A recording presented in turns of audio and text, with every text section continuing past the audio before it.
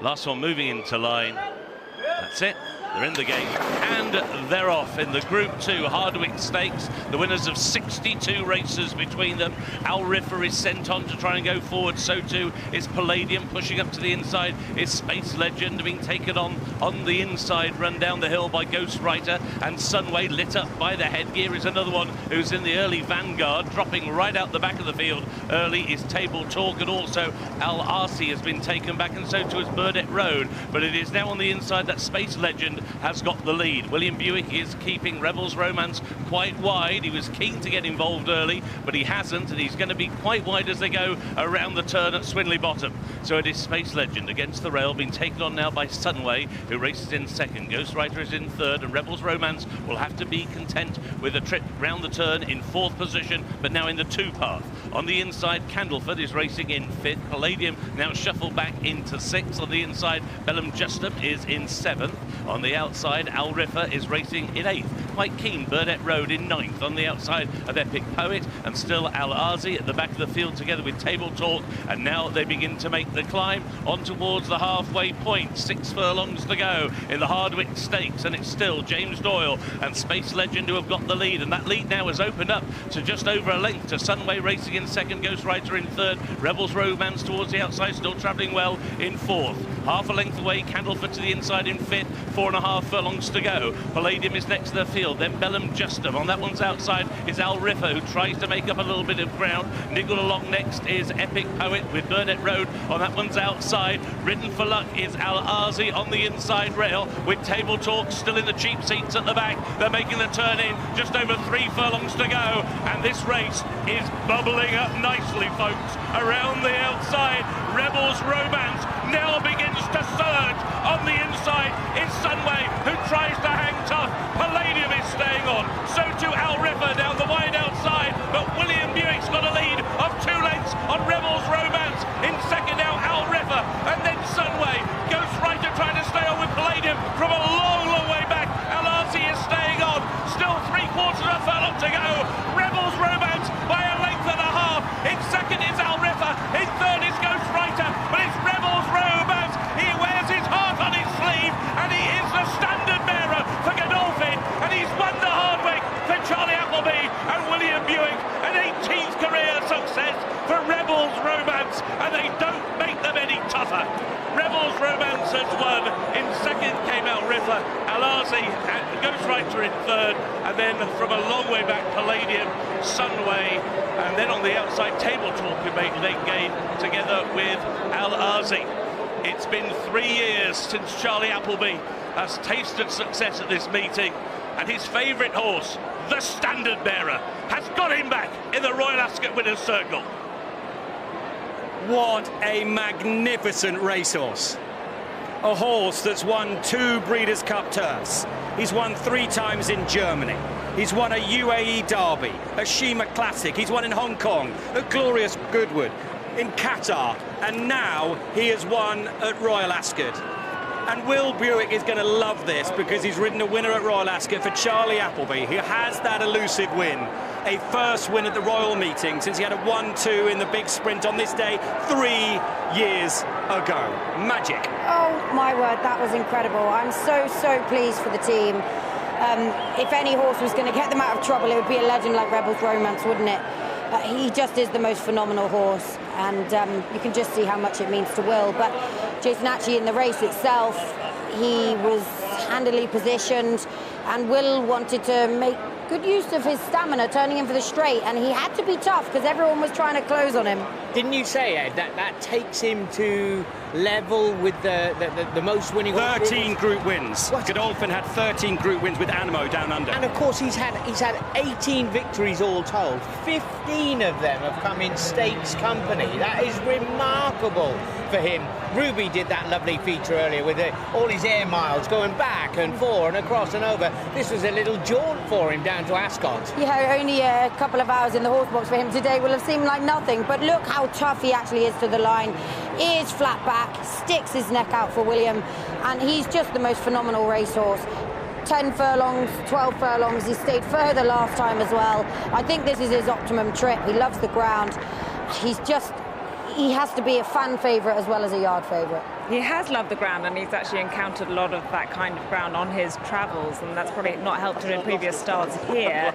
But you feel like he has been on his travels because he's a gelding, he can earn lots of money abroad. But at the age of 7, to be winning a Group 2 at Royal Ascot, it's a phenomenal achievement. First 7-year-old to do it, Rishi, since 1923. In the paddock, everyone wants to say well done to Charlie Appleby. And I know that Will loves this horse, Rishi. He once described him as an absolute dude. Well, Ed, you only have to look at William Buick's face. I mean, I don't even have to say anything. Look at the smile on his face. He absolutely adores his horse, like we all do, Will. Obviously, Charlie hasn't been getting the results this week, but you can rely on one horse in that yard. We had one shot, we had one roll of the dice, one more. And what a partner to have one last shot at with Rebels Romance, you know. Look, he's a dream horse, and you know, any jockey that's fortunate enough in their career to have a horse like Rebels Romance is blessed, and I'm blessed. I have to say as well, the atmosphere here today has been electric, especially out in the front. And when he hit the line, there was a tremendous roar. Eruption. He's a fan favourite, of course he is. He travels the world, he's recognised everywhere. He's won more than 10 million in prize money. He's 7. He's been around the block, and he's a top-class racehorse. You don't find many top-class horses with the will to win like he has. Amazing. He's. I always say he always finds a way. We gel well together. He's my best friend. No more needs to be said, Will. Well done. Thank you. 6-4 favourite is going to get enormous roar coming in, because for Charlie Appleby, finally, you'll never hear a bad word about Charlie. Everyone in racing likes him. His wife Aisling would have had an agonising wait as well for winner number 16, because winner number 15 was 3 years ago today, as we keep on saying. He must be sick of it. His mum Patricia's here as well. And this, as Will says, was the last roll of the dice this week for Charlie Appleby and Godolphin. Led in by Riyazad Ali here. This globe-trotting superstar has won at Royal Ascot, and Charlie Appleby is back winning at the Royal Meeting.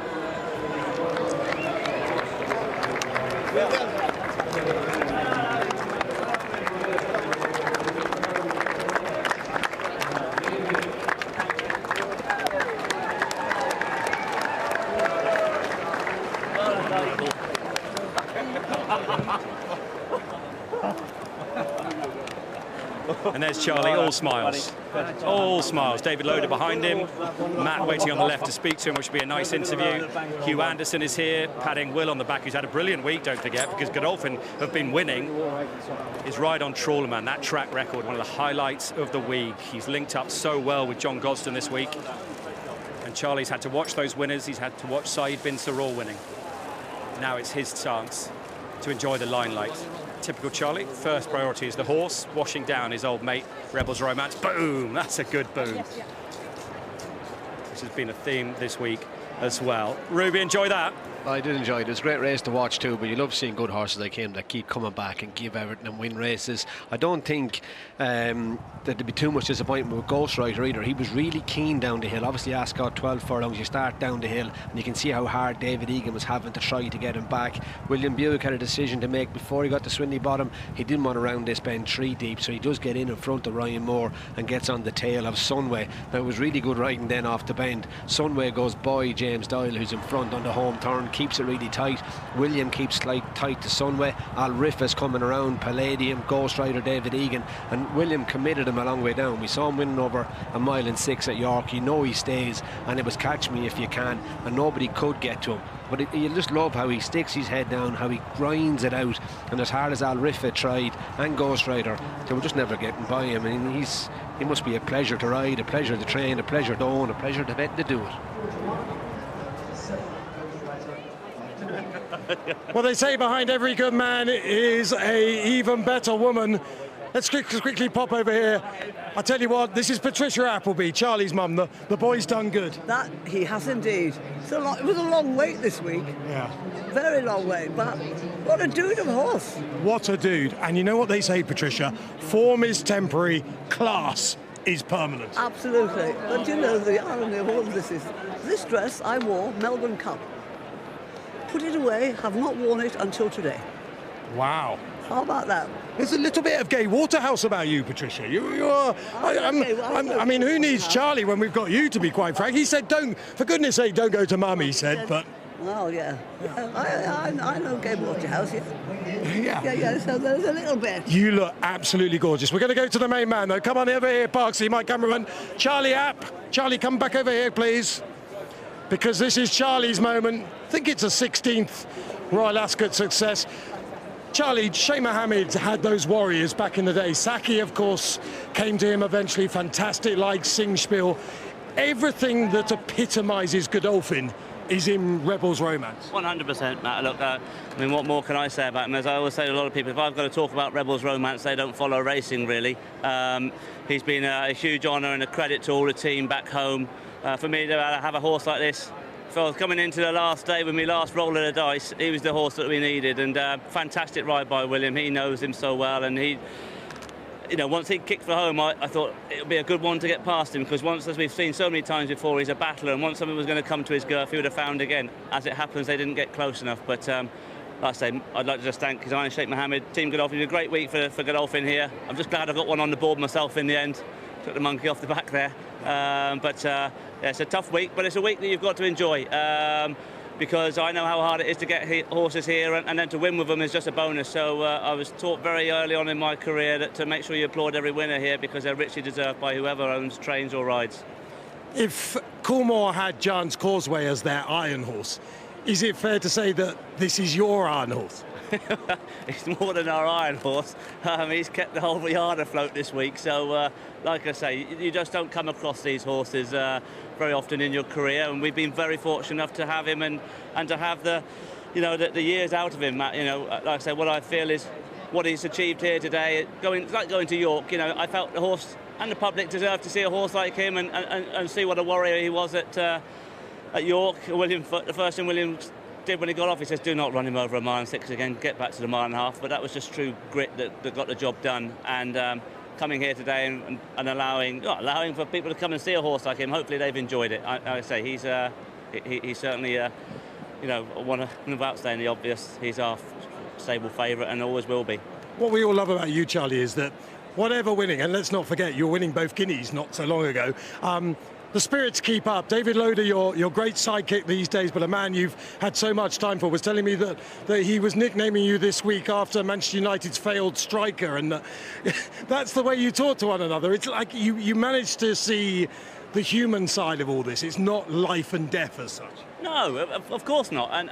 But that stemmed into me from very kindly from His Highness Sheikh Mohammed, and who's taught me so many lessons on life and to look at the bigger picture and beyond. And in racing, you've just got to take the losses and try and take a positive out of it. Like I say, coming here, as I mentioned just earlier, Matt, it's the Olympics, the Equine Olympics. So just to get horses here, it's like when we and I go around the world enough together and seeing each other, going to the Breeders' Cups, you applaud people for getting their horses to these meetings, because it's tough. And to have a winner is just great for everybody. We might see you back here for the King George. One last bit of advice: make sure Mum wears a lucky yellow dress next time. Yeah, no, great to have her here. She's a character in the yard, so I'm delighted she was here to see the winner today. You're back. Thanks ever so much, Matt.